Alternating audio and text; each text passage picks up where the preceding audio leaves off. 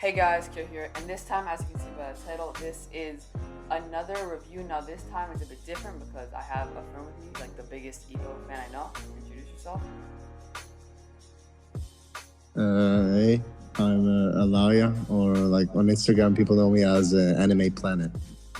Nice. So he's also gonna talk with me about Ippo. Basically, what we're gonna do is we're just gonna talk about what's good, which is probably gonna be the majority of the video.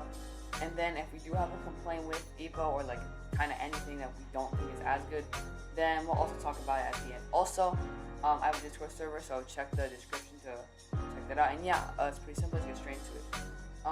What would you say is your like favorite part about Ippo?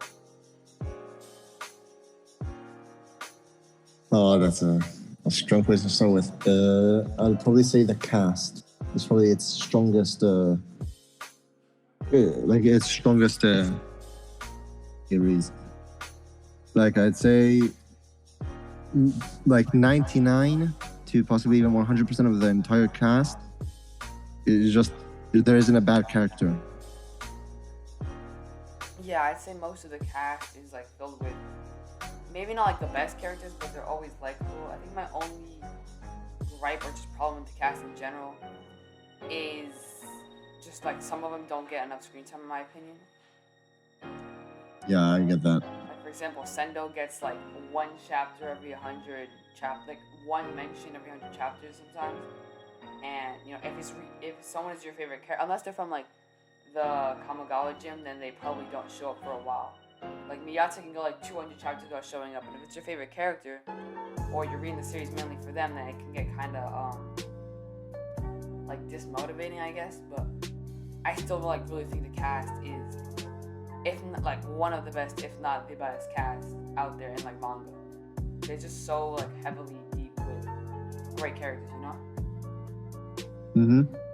Also, this is more personal opinion.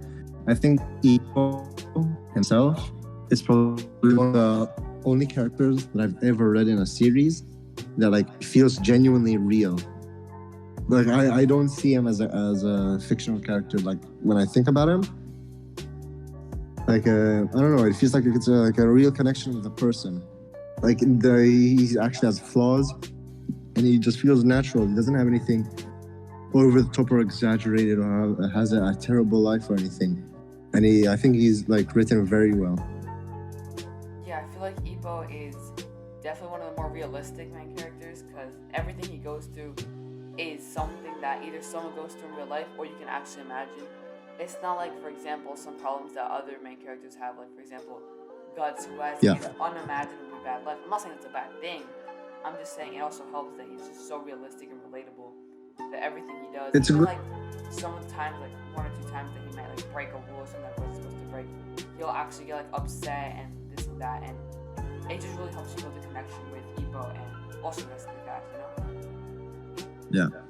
And just personally in general, I have like I see a lot of myself in Ippo. Like we're pretty similar personality-wise.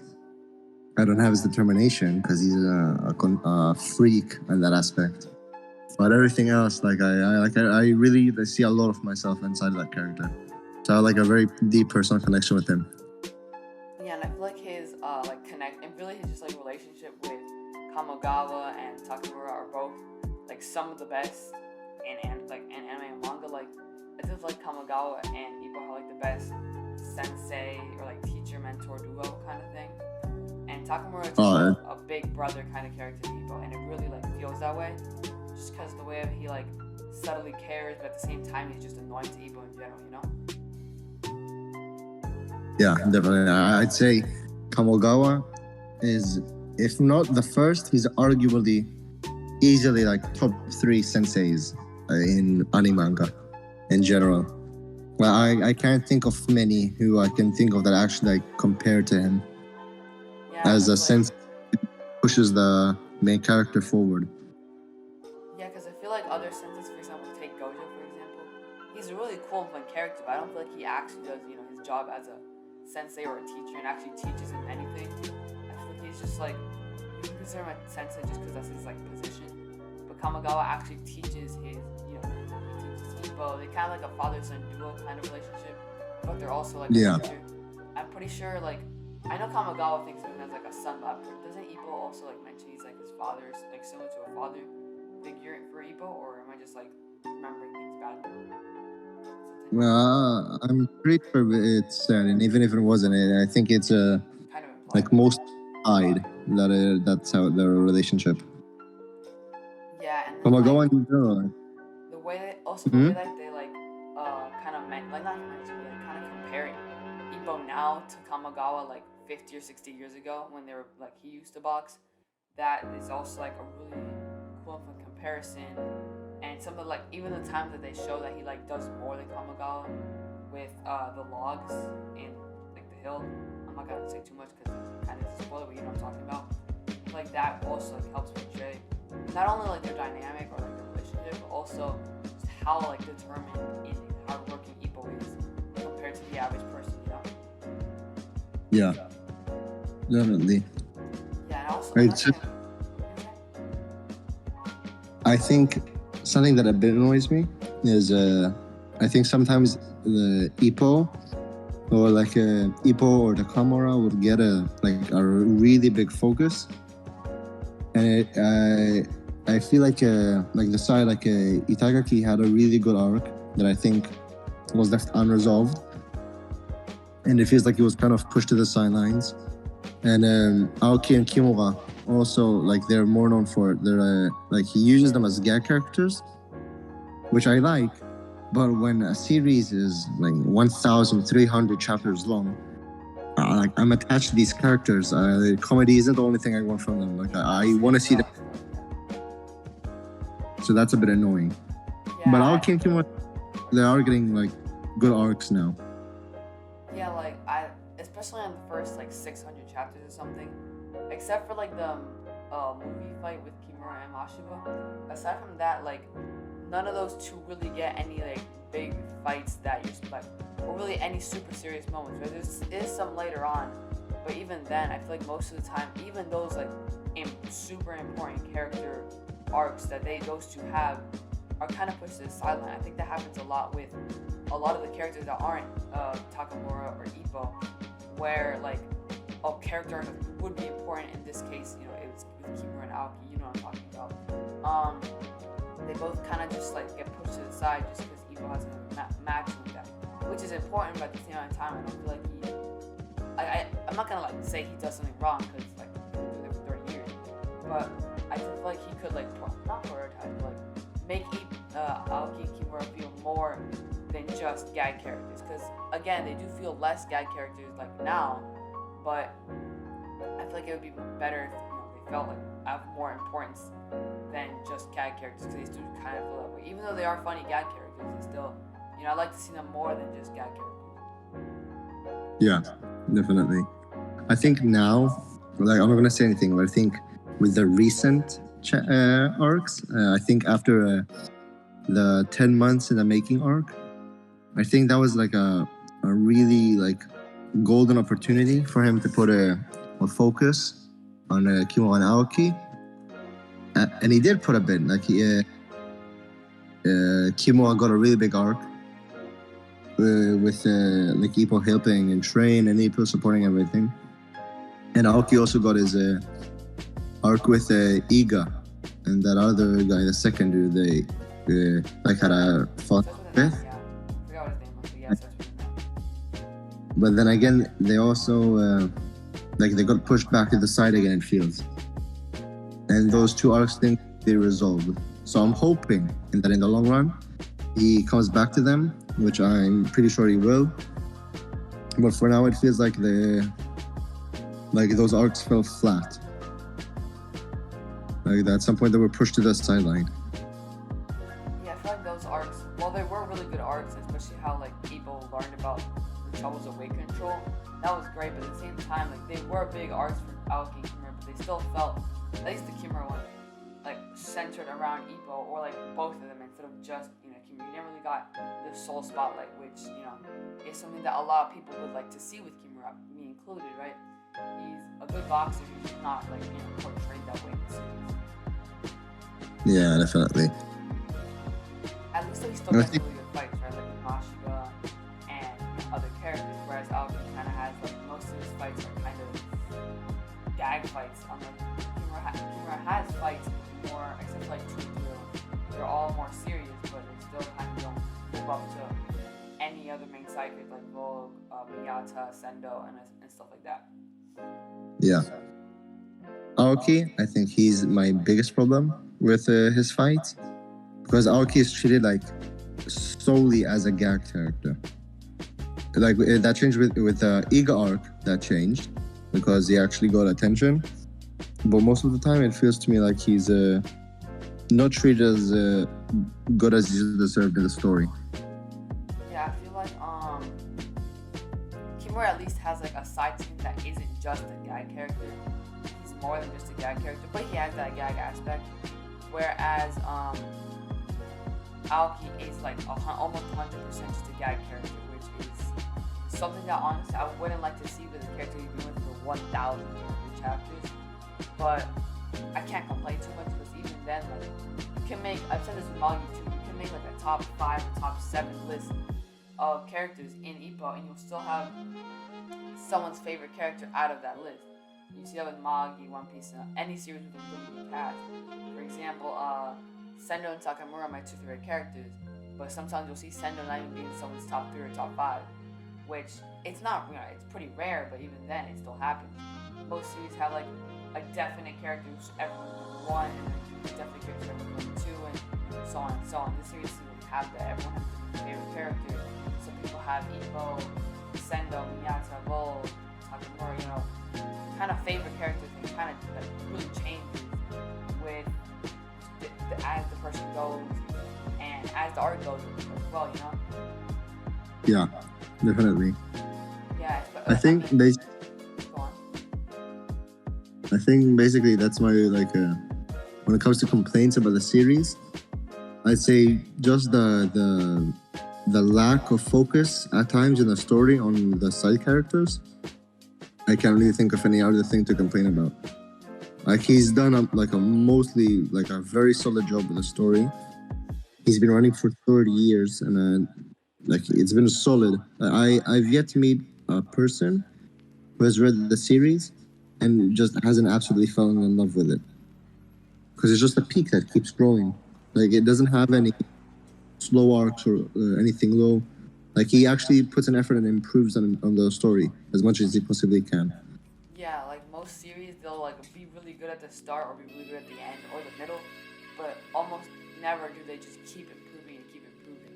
I felt like Ippo, it was really good at the start, and then in the middle from say chapter 600 to around 800.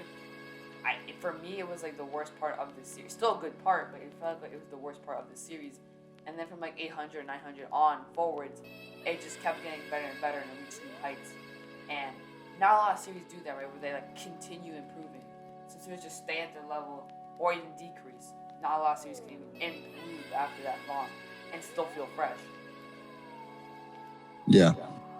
And I still feel like that's also to do with how the fights, every fight feels different. Every fight has its own gimmick, or maybe not a gimmick, but every fight feels like there's a different problem to deal with. With what was that guy's name? Starts with W. Wally? Yeah, Wally. Man. With Wally, yeah, we kind of felt like a whole different fighting style, and with other characters, so we see different types of fighting styles and different ways to deal with them, and that just helps to keep the series fresh. And also has to do with for example, I forgot to say this earlier. I think one of the reasons why Aoki isn't as good of a character is because he's a good character still. It's just because his fights don't feel as these fights just aren't as good. For example, you take Sendo. Any Sendo fight is just in contention for one of the better fights in the series, or at least any Sendo fight that's more than 5 chapters, because a lot of them are just blowout fights. But when a Sendo fight gets intense, you feel like they'll they can be one of your favorite fights in the series. 2 of my 3 favorite fights in the series are Sendo fights, so it just really goes to show, just depending on how good the fights will be, it kind of structures how good the characters will be personally for me. But that's just me personally. I went into the series expecting fights and good characters, so that's probably why. No, I think I think recently, in like I think maybe in the like about 2 years, last 2 years, the like series got like a massive spike in popularity in the West, and like you see a lot more people talking about it, and like it got really popular here, like really quickly. So I think like people come in with like expecting a high quality series from the beginning. So like I can see why in some areas people will be disappointed, but overall I think the series is like easily one of the best ever made. Yeah, for me, I'd probably say it's top 5, but I have to think about it because I say like 6 different series and 7 different series are in my top 5, so I don't know, but it's definitely at least top 10. It's just like so consistent. It also has really, really, really good art, like everything from like the actual detail in the art to the motion, the paneling, and just like how some punches feel like they hurt. Everything is done greatly, especially that last part, right? You'll see some punches that Ippo throws out, and whenever they're direct hit, they look like they'll just destroy the human body and that they just really hurt. But at the same time, without Yeah. feeling like over exaggerated, where like they'll blow up a sun or something, right? Because some series, like one Yeah. tennis series, I forgot what it was, they start talking like the sun and galaxy, and the fights feel realistic and they still feel like they hurt. It's like the right blend between realistic and anime type power and stuff like that. You know what I'm saying? Or like they're faster than help portray it to be stuff. Yeah, like I think, like genuinely, I think if you put Goku or like some insane character punching someone, and you put, let's say, like the from the Kamigawa World War II arc, that last punch. If you put them side by side, the punch from Ippo just looks 10 times like it hurt 10 times more than a punch that like he can blow a sun up with that punch, and it just doesn't look like his fists don't seem like they carry weight. Like it doesn't seem like every punch like has like genuine damage that like physically hurts the other person. Yeah, I Like think the thing that Morikawa excels at is just his portrayal of damage. Also, the story in the series is also really good, honestly. Like the way I'm not gonna cut you off, but like the way, again, everything feels so fresh for 1,300 chapters. It's hard to keep it that way, you know. Mm-hmm. I think fresh-wise, I think I'd say the only series that competes is One Piece. When it comes to like being consistent and like improving and for like a really long series, the only series I can think that compares is One Piece. That like stands on the same grounds as Ippo. Yeah, but I still feel like, at least in the recent arcs, One Piece kind of like, I mean, One Piece gets like worse and then gets good. It's kind of variant on how good the arc itself is, which is kind of obvious. But like, Ippo kind of either stays at its own level or gets better, even if you just have like a 10 out of 10 fight. It never feels like you just went, oh, I'm back to the boring arcs. You just like are always interested in the next story, the next arc, and everything. For example, so much in the making. So for me personally, like the best moments in the series and the best parts of the series aren't even the boxing matches. There's like the moments outside of it, like Ippo's conversation with you know what I'm talking about, the Demon Ippo panel, right? That was just super mad. Yeah. That was a great. That's probably my favorite moments in the series, just because like you can feel the emotion, and it's just something we didn't expect. Like Ippo isn't the person who would do that, you know. But again, it builds up. Like it has. I'd say consistency is another really strong suit of the series. It has its base layer that's already like amazing, and then it either goes above or returns back to its base that's already like above average. It never dips the story. Like it either improves or keeps itself on a consistent like great. yeah, I feel like Ippo Which is not. I think it's just like it's rare to find a series that has like such high consistency with itself. Like it's not like let's say like I'll give One Piece as an example again. Like Skypia is sometimes, but for some people, it's one of the best arcs in the series, and some people say they had to skip it because they were like excruciatingly bored. How it is. And then there's arcs like Wano or the Whole Cake arc that people think that are like incredible and amazing, and they're like peak of the series and stuff like that. Or like Water 7, all of those.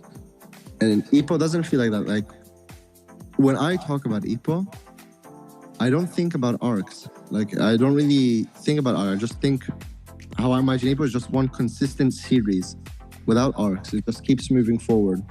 Yeah, Ippo, it doesn't feel like one of those series that separates itself into arcs. Like, if it weren't for like looking at a Wikipedia page or like just the next fight coming up, you kind of wouldn't be able to tell when the next arc starts and when the next arc ends. Not like One Piece, where like you can tell just because they ended that.